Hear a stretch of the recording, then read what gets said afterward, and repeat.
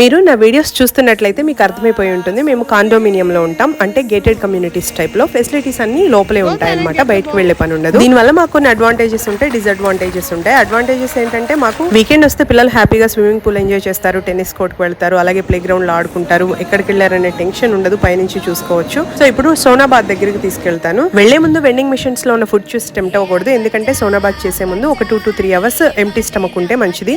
నేను పిల్లల్ని swimming తీసుకొచ్చేటప్పుడే 2 to 3 hours ముందు పెట్టేస్తాను. సోనాబాద్ రూమ్ లోపలికి వచ్చే ముందు నేను టెంపరేచర్ సెట్ చేసుకొని వచ్చాను, లైట్ ఆన్ చేసి వచ్చాను. లోపలంతా ఇలా వుడ్ తో ఉంటుంది అనమాట. రాగానే కొద్దిగా అరోమా కూడా ఉంటుంది. అక్కడ కనిపిస్తున్న స్టోన్స్ లో నుంచే మనకి హీట్ ప్రొడ్యూస్ అవుతుంది. అదే విధంగా టైమర్ కూడా ఉంటుంది. మనం టైమర్ సెట్ చేసుకొని ఇక్కడ కూర్చోవచ్చు, లేదంటే పడుకోవచ్చు. బట్టలు తక్కువ వేసుకుంటే మంచిది. రెగ్యులర్ గా ఈ సోనాబాద్ చేయడం వల్ల చాలా యూజెస్ ఉంటాయి. స్కిన్ రెజ్యువినేషన్ ఉంటుంది, మజిల్ రికవరీ ఉంటుంది, గ్రోత్ ఉంటుంది, లాంగర్ లైఫ్ స్పాన్. సోనాబాద్ తర్వాత కూడా 1 hour తినకుండా ఉంటే చాలా చాలా మంచిది. ప్రస్తుతానికి బయటకు వెళ్తున్నాం. Please like, share, subscribe to